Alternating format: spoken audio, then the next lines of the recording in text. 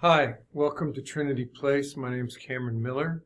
Today is the last Sunday of Epiphany, and this is a reflection on the Transfiguration story in the Gospel of Mark. So, I've mentioned this at least once before, but I think it's worth remembering that Jesus is also a very central figure in the Quran and Islam. In the Quran, Jesus, like Elijah in the Hebrew text, was taken up to heaven without dying.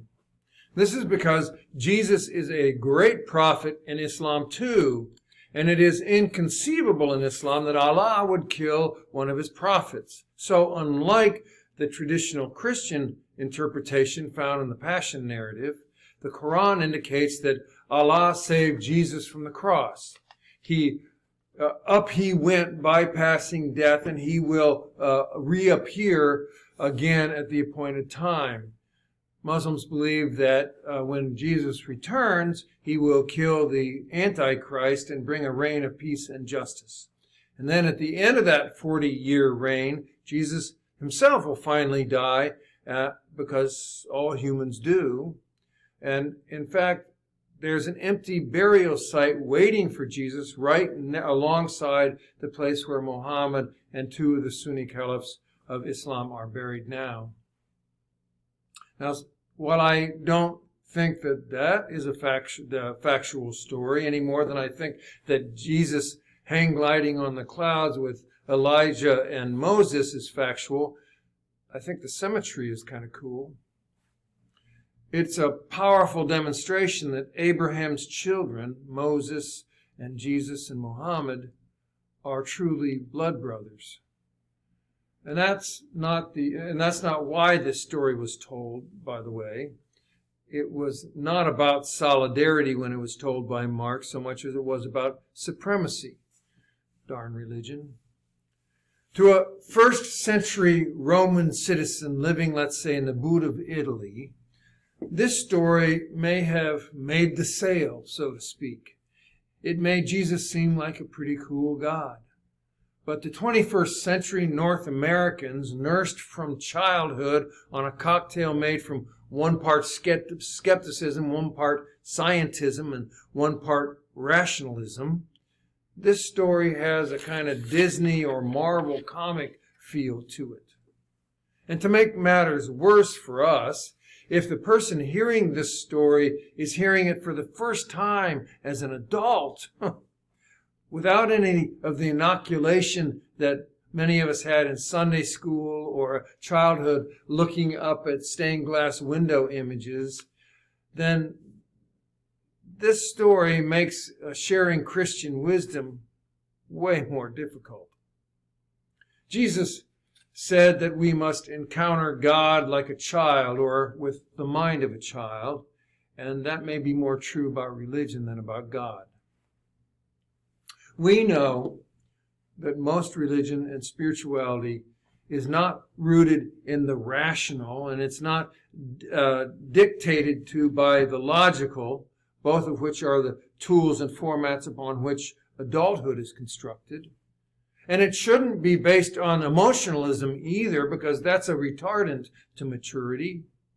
Instead, the default settings of adult spirituality are imagination and working with intuition. But these stories, they kind of hit us at the doorway of logic and rationality, and we want them to make perfect sense, which of course they don't. So let's see how this story might make sense to a rational mind. The punchline in Mark's story is that Jesus belongs in the Hall of Fame. We know that because Mark places him up on the clouds with those other goats, greatest of all times, Moses and Elijah. That's one way we deconstruct and unpack the meaning of this story. So you see, whether it's factual or not, it can still express meaning. Its meaning, its truth, has nothing to do whatsoever with whether it actually happened. We can even understand that distinction with our rational mind. The meaning of this story, as told by Mark, is that Mark believed that Jesus was to be elevated to the status of the greatest of all prophets, Moses and Elijah. And so this story links Jesus to the ultimate authority, God. At his baptism, at least as Mark tells the story, nobody hears God tell Jesus, "You are my beloved."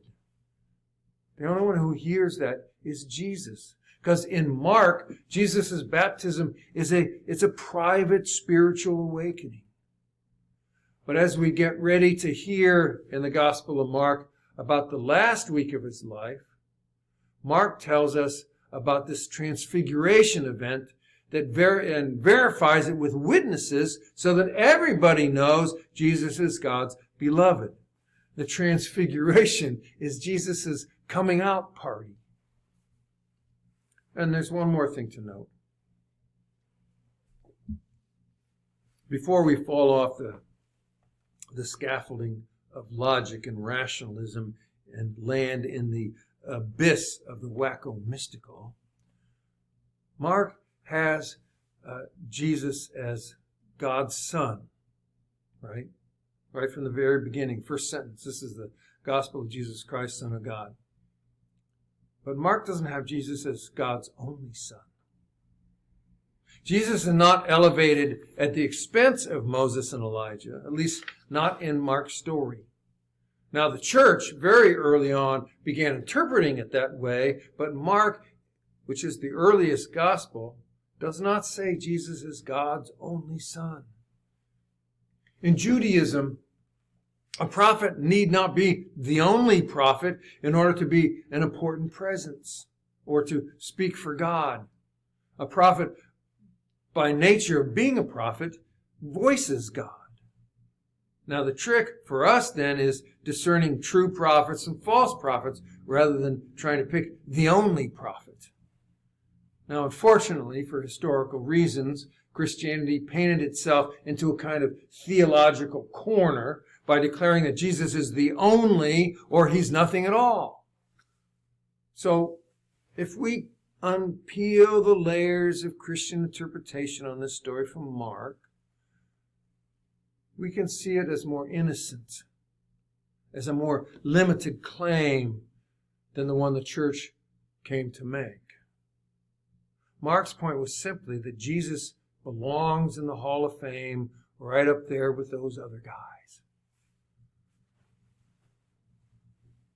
But the real intent of this story, at least from the storyteller's point of view, I think, is simply to say, hey, listen up. Listen up. This guy speaks with authority. This guy's the real thing. And that's where we arrive when we allow reason and logic to unpack the meaning of this story and to hear its truth, whether it actually happened or not. And now that we did that, we can jump into the broiling brine of the wiggly, squiggly, spooky stuff. So, there's one experience, one supernatural, spiritual experience that is accessible to everyone.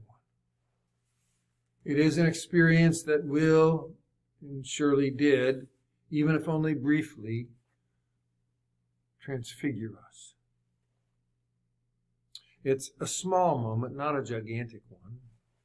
It's a quiet moment, not an explosive one. It is a deeply personal moment, not a public one. It's a kind of offhanded moment, not a planned one. It is the moment when you know. When one day, unexpectedly, probably for a reason you can't put your finger on, you know. You know that you are beloved by God. That you are beloved by God.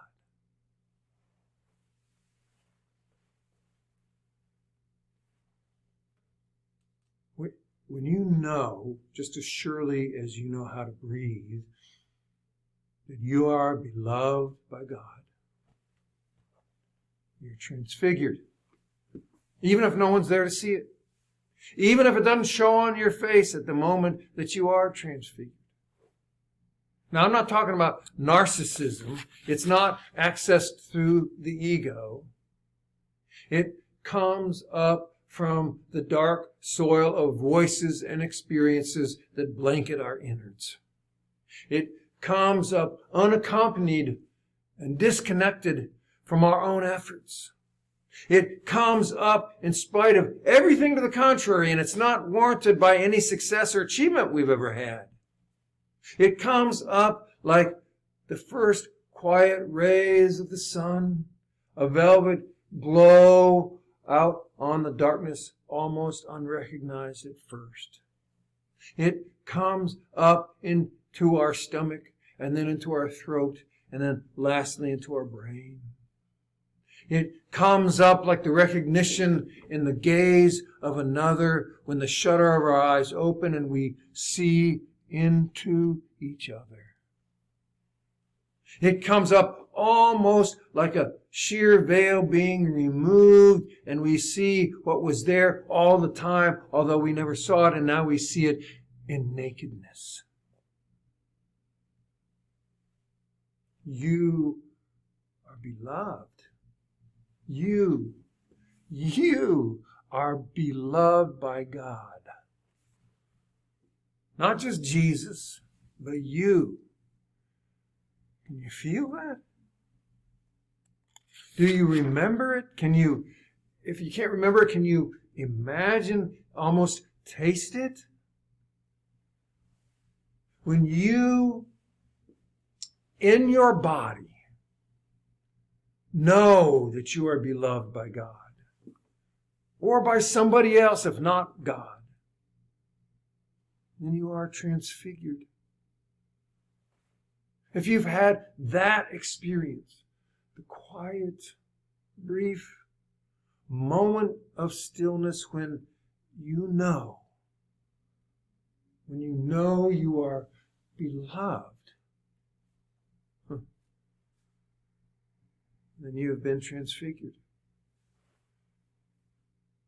Because that is the primary spiritual experience. That's it. So, don't go looking for something else. Don't be greedy. Don't be grandiose. If you know, even for a fleeting moment, that you are beloved, then you have had it all. And that's all I got. Thank you for sharing in this. And the peace of God be with you.